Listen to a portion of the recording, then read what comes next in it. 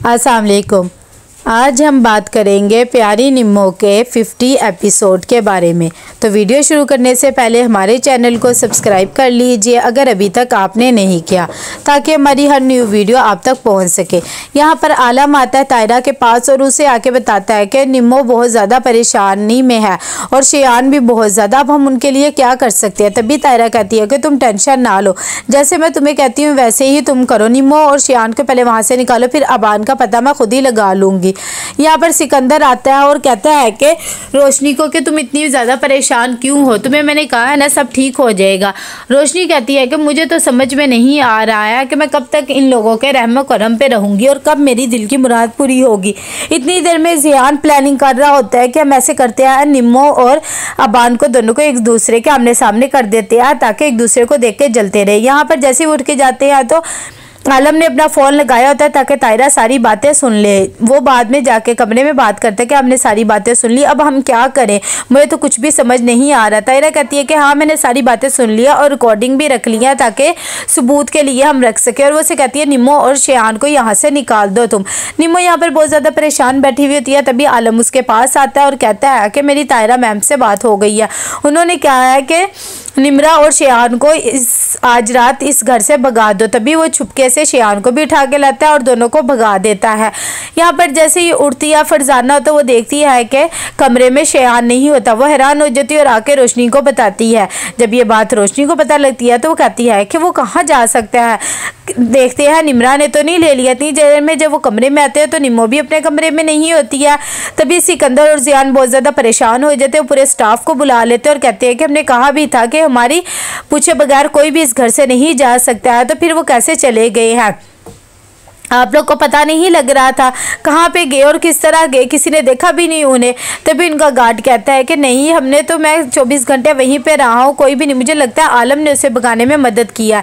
यहाँ पर ज़ियान आ जाता है तायरा के पास। तायरा उसे देखकर कहती है तुम यहाँ पर क्यों आए हो, यहाँ नहीं आना चाहिए। वो कहता है कि मेरा तुम्हारे साथ कोई दुश्मनी का वास्ता नहीं है, तुम मुझे बस बता दो निम्मो कहाँ है, वरना मेरे से बुरा कुछ भी नहीं होगा। तायरा कहती है कि पहली तो बात निम्मो यहाँ पे नहीं है और ये धमकियाँ वगैरह मुझे ना देना, अगर आज के बाद मुझे दी तो मेरे से भी बुरा कुछ नहीं होगा। इस बात पे उठ के चला जाता है। यहाँ पर सिकंदर आता है अबान के पास और उसे कहता है कि मैं तुम्हारा जो हाल करूँगा तुम्हें पता ही नहीं है।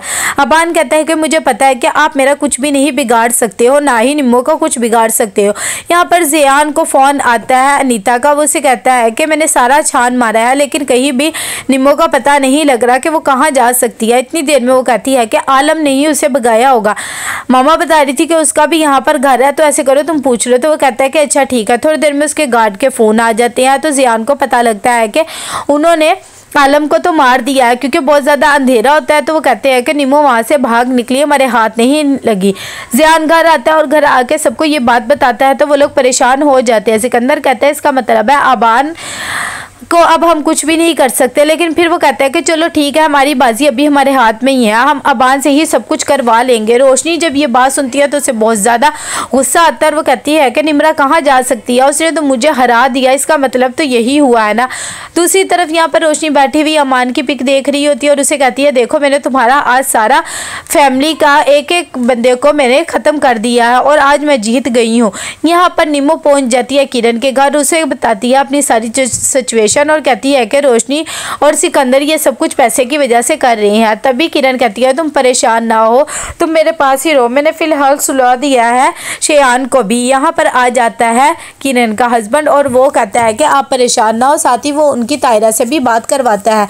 तायरा उससे बात करती है और उसे सारी प्लानिंग वगैरह समझा देती है। दूसरी तरफ सिकंदर के गुंडे से फ़ोन करते हैं और कहते हैं कि अबान बेहोश हो गया है, अब आप हमें बताइए इसका क्या करना है। जब सिकंदर ये बात सुनता है तो कहता है कि वो बेहोश कैसे हो गया, अच्छा मैं अभी आता हूँ, फिलहाल उसे किसी भी तरीके से होश में लाने की कोशिश करो।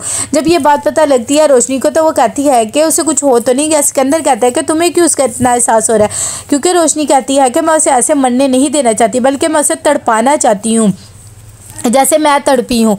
यहाँ पर किरण का हस्बैंड आ जाता है और वो निम्रा को कहता है कि आपने टेंशन नहीं लेनी, जब मर्जी तक यहाँ पर रहें। रोशनी जाती है अबान से मिलने के लिए। जब अबान उसे देखता है तो खुश हो जाता है और कहता है कि मम्मा प्लीज़ आप मुझे यहाँ से निकाल लें, मुझे देखे सिकंदर अंकल ने और ज़ियान ने कितना बुरा हाल कर दिया है। तभी रोशनी भी अपनी असलियत बता देती है और कहती है कि मैं तुम्हारे बाप से बहुत ज़्यादा मोहब्बत करती थी, मैंने ही उसे ख़त्म किया, और तुम्हारी माँ को भी मैं तुमसे बहुत ज़्यादा नफरत करती हूँ क्योंकि उसने मुझे रिजेक्ट किया था, इसीलिए मैं तुम्हें तुम्हारी माँ से भी नफरत करने के लिए छोड़ दिया। जब ये बातें बान को पता लगती है तो वो रोशनी को धक्का देता है क्योंकि रोशनी ने उसे खुलवा दिया होता है, वहाँ से भाग जाता है। दूसरी तरफ निम्मो भी सोई हुई होती है कि एकदम उसे एहसास होता है कि अबान किसी मुश्किल में है। यहाँ पर जैसे ही सिकंदर वहाँ पर पहुँचता है तो रोशनी को होश दिलाते हैं और कहते हैं कि कहाँ भाग जा सकता है अबान। तभी वो कहते हैं कि पता नहीं मैम ने ही हमें कहा था कि इसकी रस्सियाँ खोल दो, तो हमने खोल दिया और हम अंदर भी नहीं आए थे क्योंकि इन्होंने मना किया, पता नहीं वो कहाँ पर चला गया। ज़ियान को भी जब ये बात पता लगती है तो उसे बहुत ज़्यादा गुस्सा आता है और वो कहता है कि अच्छा ठीक है हम उसे पकड़ ही लेंगे, वैसे भी वो जख्मी है, ज़्यादा दूर तक नहीं जा सकता है।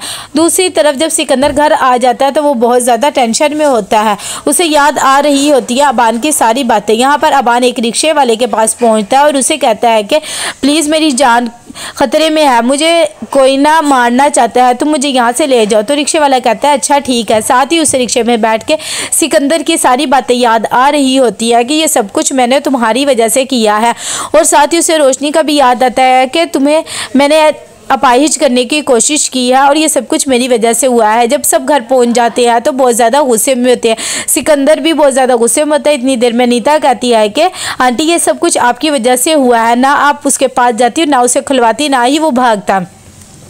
ये बातें सुनकर बहुत ज़्यादा गुस्सा आ जाता है उसे और वो कहती है कि हद हो गई है, मेरे पीछे ही सारे पहुंच गए हो। सिकंदर कहता है कि सही वो कह रही है, तुम्हारी बेवकूफ़ी की वजह से ही आज अबान भी हमारे हाथ से चला गया और निम्मो भी चली गई है, अब पता नहीं क्या होगा। तो वो रोशनी को गुस्सा आ जाता है और वो कहती है कि मैंने कितना तुम लोग का साथ दिया, सब भूल गए। तो कैसा लगा आपको ये एपिसोड, लाइक कमेंट शेयर करके लाजमी बताइएगा। अल्लाह हाफिज़।